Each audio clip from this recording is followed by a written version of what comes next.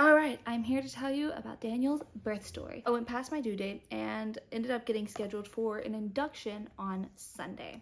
I was super emotional about it. Today is our last day as a 3-person family. I'm still feeling super emotional, but I have to give it to my husband because, like, he has been so sweet and patient through all this. He's been like my logic, but he's been very, very sensitive to the fact that I'm more in this, like, involved emotionally. So he's like, well, here's how I see it. He's like, but I understand, like, he's like, you've been in this for 9-10 months, like, so it's been really sweet. So it does actually make me feel a lot better about getting induced. So I think it'll work out. Whatever happens, it will work out and we will have our little baby boy by the end of it. So here we go. Since I was getting induced like the butt crack of dawn on Sunday morning, we were going to go over to my in-laws and have supper with them and drop AK off on Saturday night. But surprise, surprise, I started having contractions like 3 a.m. Saturday morning. I cramped a bit all day, but I mean, I could still move and function. I danced, I did Zumba, so I still thought it was a false labor. Now the cramps started getting more consistent at like 4 or 5-ish, I guess.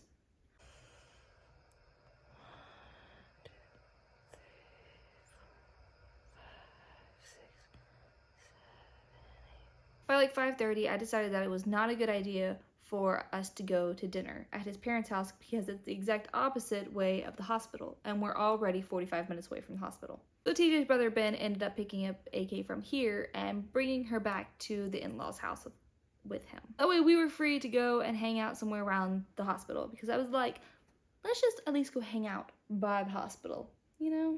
Hi, baby. I was actually just telling them how Uncle Ben came and picked you up and you went and spent the night at Punky's house.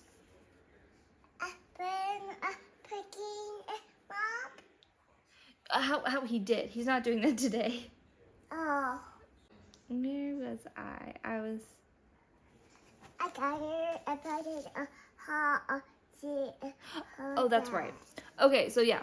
So I decided that I just wanted to go hang out somewhere around the hospital because we're 45 minutes away and the contractions started getting a little more consistent, a little more painful. So Ben came and picked up AK, and AK went and stayed at Punky's house for a few days.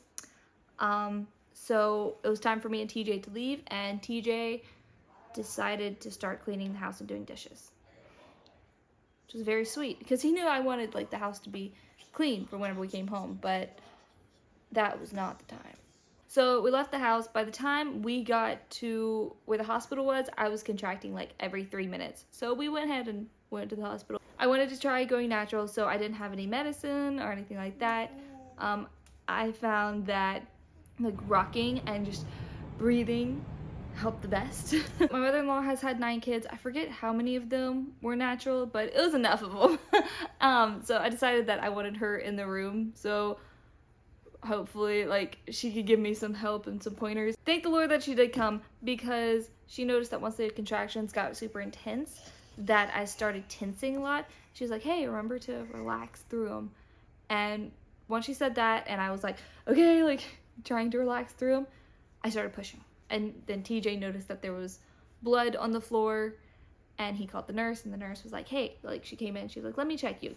Can you go ahead and get on the bed? So at that point, I was at the foot of the bed, and it felt like the longest walk of my life to try to get from the foot of the bed to, like, where I could get on the bed. And by the time I got there, like, I needed TJ's help. Like, it was crazy. By the time I got there, I was like, I can't do it. I cannot get on the bed. She was like, you can't get on the bed? I'm like, no. She's like, okay, I'll just check you here. So I just spread them. I just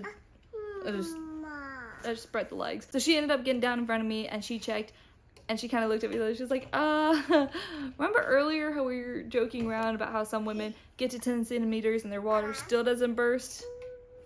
You're that person. She very quickly ran around, called the doctor, and then like ran back, and she was back in front of me. The doctor came in, she was washing her hands, and she's like, okay, you can go prep the table. And the nurse was like, no, I can't. And the doctor's like, yeah, you can go prep the table. Like, I'm here, it's fine. So the nurse like peeked around my leg. She's like, no, I can't. I cannot leave this spot. So the doctor's like, okay. So the doctor came around, like took the nurse's spot and then checked everything out. And she kind of had like a panic look in her eye. She's like, oh, okay. So my water broke and he came like all at the same time. It took like two pushes and I was still standing there. So the doctor ended up like catching him and the cord was wrapped around his neck. So she's like catching him and unwrapping the cord all at the same time. And it was wild. It all happened so fast. I was shocked. She handed him to me and I was just like, what? TJ was right there by my side the whole time. As like everything was happening, he was holding my hand, like helping just hold me up, keeping me standing. By the time it was all said and done, TJ got emotional and he ended up like crying on his mom's shoulder, and I thought that was a really cute and sweet moment. I ended up having like a 2nd-degree tear, but it wasn't too bad. The stitches sucked, but they also had a student stitch me up, and it took forever. Ouch. The thing that cracked me up the most was the doctor. She was like, hold the dress up. So TJ grabbed the back of my dress and he was holding it up. So my butt was just out there for all the world, like all the nurses and all that to see. But it didn't do anything for the doctor. The doctor still couldn't see anything. The only thing TJ was doing was flashing my butt all over the place. And he held it up the whole time. I had no idea. So the doctor was like, hold the dress. And I ended up yanking it up and holding it. I did poop, which is so normal and so natural. The thing is, you don't normally hear that part when people telling their birth stories. I pooped. But you know what? The nurse, like, had my back.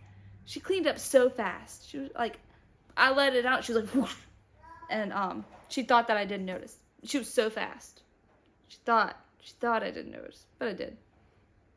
And I was like, oops, sorry. No, I wasn't. I was like, get it out!